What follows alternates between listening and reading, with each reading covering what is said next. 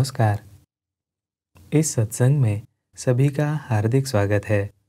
सर्वप्रथम हम प्रभु श्री रामचंद्र का श्रद्धापूर्वक स्मरण करेंगे।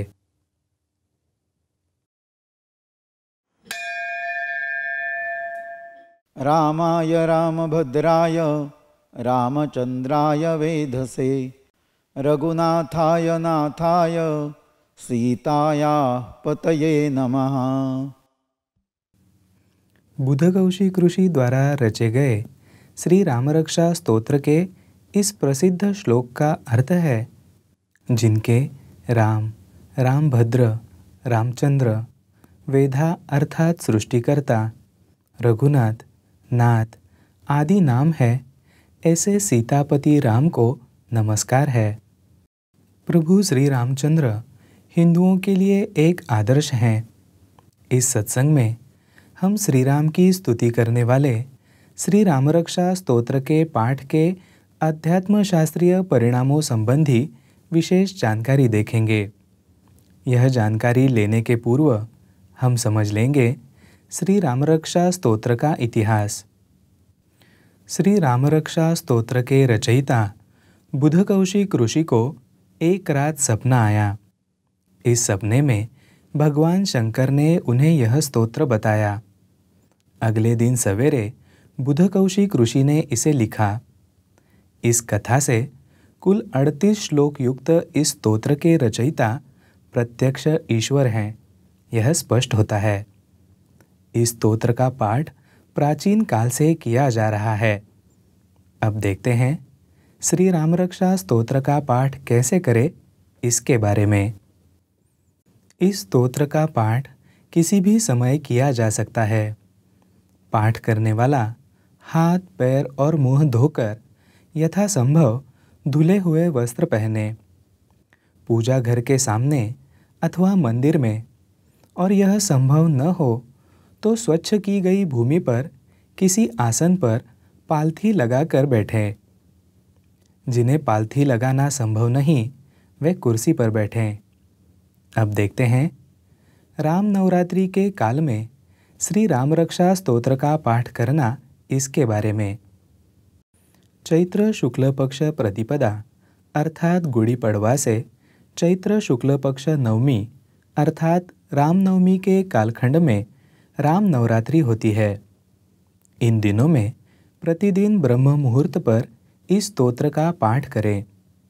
प्रत्येक मुहूर्त 48 मिनटों का होता है।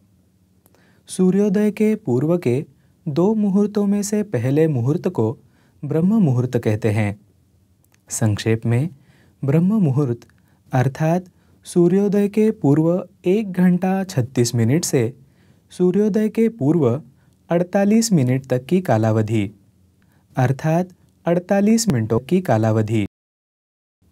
स्नानादि कृत्य कर प्रतिदिन 11 बार, और यदि यह संभव न हो तो कम से कम 7 बार पाठ करें। अब देखते हैं महर्षि अध्यात्म विश्वविद्यालय द्वारा किया श्री रामरक्षा स्तोत्र संबंधी शोध कार्य। महर्षि अध्यात्म विश्वविद्यालय के कुछ साधकों को पंच ज्ञानेंद्रिय, मन एवं बुद्धि के परे के सूक्ष्म स्तरीय सूत्रों का ज्ञान होता है। विशिष्ट कृत्य अथवा वस्तु के संदर्भ में इस प्रकार से स्पष्ट हुए सूक्ष्म स्तरीय सूत्र चित्र रूप में प्रस्तुत किए जाते हैं। अब हम एक चित्र के माध्यम से समझ लेते हैं श्री रामरक्षा स्तोत्र का भावपूर्ण पाठ करने के सूक्ष्म स्तरीय परिणाम। यह चित्र कुमारी प्रियंका लोटलीकर, शोध कार्य समन्वयक, महर्षि अध्यात्म विश्वविद्यालय द्वारा बनाया गया है। राम तत्व का प्रवाह व्यक्ति के अनाहत चक्र पर आकृष्ट होता है। राम तत्व का वलय अनाहत चक्र पर निर्मित होता है और उसमें से अनेक वलयों का वातावरण में प्रक्षेपण होता है।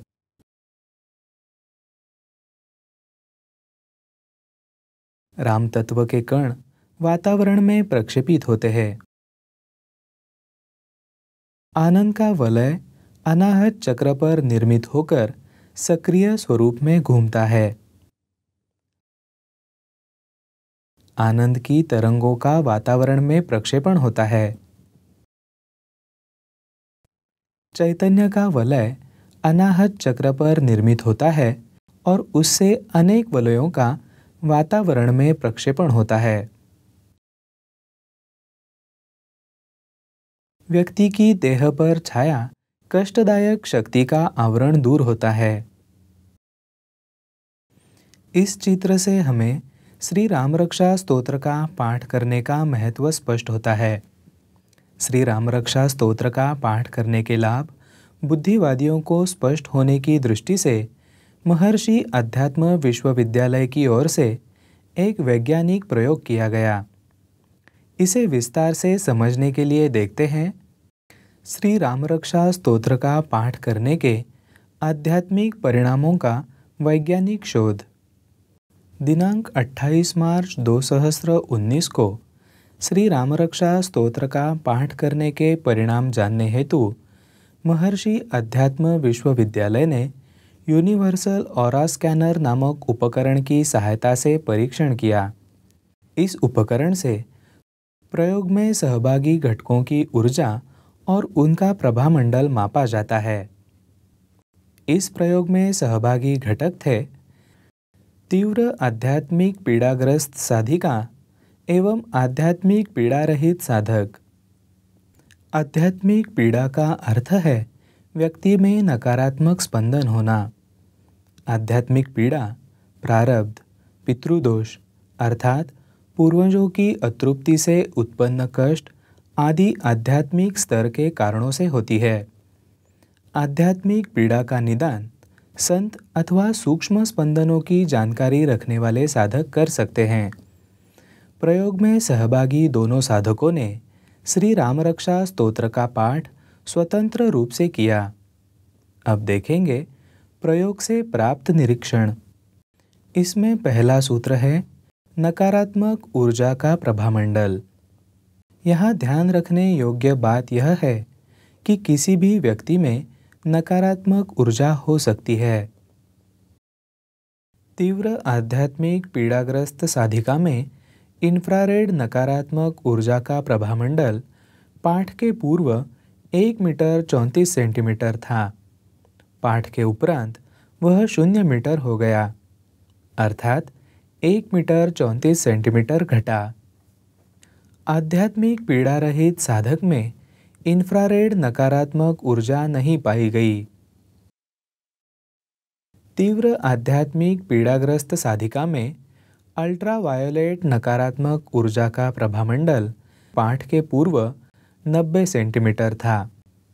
पाठ के उपरांत वह 0 मीटर हो गया, अर्थात 90 सेंटीमीटर घटा।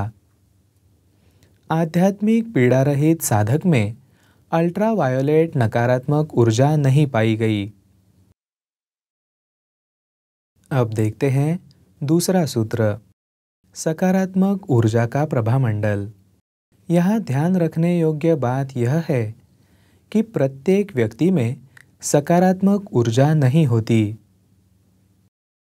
तीव्र आध्यात्मिक पीड़ाग्रस्त साधिका में पाठ के पूर्व सकारात्मक ऊर्जा नहीं पाई गई। पाठ के उपरांत उसकी सकारात्मक ऊर्जा का प्रभामंडल 1 मीटर 61 सेंटीमीटर हो गया, अर्थात 1 मीटर 61 सेंटीमीटर बढ़ा। आध्यात्मिक पीड़ा रहित साधक की सकारात्मक ऊर्जा का प्रभामंडल पाठ के पूर्व 1 मीटर 54 सेंटीमीटर था। पाठ के उपरांत वह 3 मीटर 40 सेंटीमीटर हो गया, अर्थात 1 मीटर 86 सेंटीमीटर बढ़ा। अब देखेंगे तीसरा सूत्र कुल प्रभामंडल। यहाँ ध्यान रखने योग्य बात यह है कि सामान्य व्यक्ति का कुल प्रभामंडल साधारणतः 1 मीटर होता है। तीव्र आध्यात्मिक पीड़ाग्रस्त साधिका का कुल प्रभामंडल पाठ के पूर्व 2 मीटर 41 सेंटीमीटर था। पाठ के उपरांत वह 2 मीटर 58 सेंटीमीटर हो गया, अर्थात 17 सेंटीमीटर बढ़ा।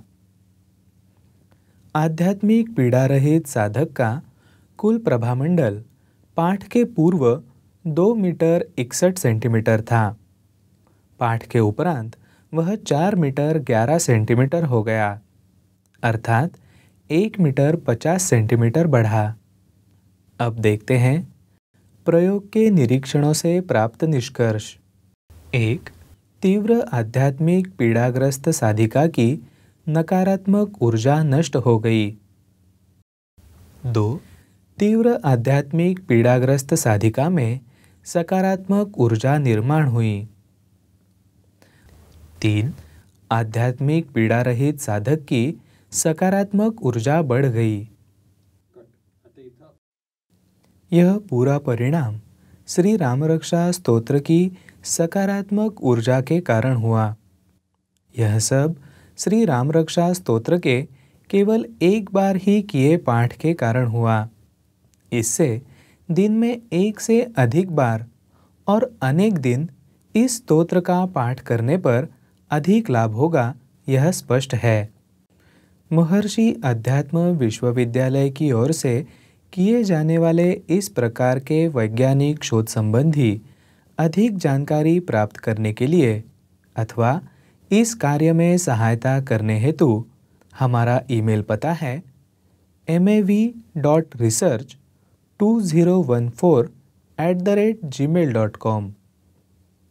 इस शोध कार्य से श्री रामरक्षा स्तोत्र के पाठ के कारण आध्यात्मिक स्तर पर निर्माण होने वाली शक्ति के विषय में हमें जानकारी मिली। अब देखेंगे श्री रामरक्षा स्तोत्र के पाठ से आध्यात्मिक स्तर पर शक्ति निर्माण होने का कारण।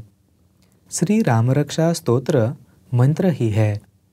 मंत्र एक नाद अर्थात ध्वनि, एक अक्षर, एक शब्द अथवा शब्दों का समूह है। जिस समय निश्चित लय में और सुर में कोई मंत्र जपा जाता है, उस समय उस जप से आध्यात्मिक स्तर पर विशिष्ट शक्ति निर्माण होती है। श्री रामरक्षा स्तोत्र में भगवान श्री राम की स्तुति की गई है। संस्कृत में स्तोत्र शब्द की व्याख्या है स्तूयते अनेन इति, अर्थात जिसके माध्यम से देवता का स्तवन अर्थात स्तुति की जाती है, वह स्तोत्र है। किसी भी स्तोत्र में देवता की स्तुति के साथ ही स्तोत्र पाठ करने वाले के चारों ओर कवच अर्थात सूक्ष्म संरक्षक आवरण निर्माण करने की शक्ति भी होती है। अब देखते हैं श्री रामरक्षा स्तोत्र का पाठ करने से होने वाले लाभ। श्री रामरक्षा स्तोत्र का पाठ करने वाला दीर्घायु, सुखी, विजयी और विनय संपन्न हो जाता है। उसकी अनिष्ट शक्तियों से रक्षा होती है। उसे ऐहिक एवं पारमार्थिक लाभ मिलते हैं। उसका कल्याण होता है। यह श्री रामरक्षा स्तोत्र के रचयिता द्वारा किया संकल्प है। स्तोत्र के श्लोकों का अर्थ समझकर उनका पाठ करने से वह भावपूर्ण ढंग से होता है। स्तोत्र का पठन नियमित, दीर्घकाल और भावपूर्ण करना महत्वपूर्ण है। श्री रामरक्षा स्तोत्र का पाठ करते समय शब्दों के उच्चारण कैसे हो और लय कैसी हो, यह समझकर लेने के लिए हमारा sanatan.org जालस्थल अवश्य देखें।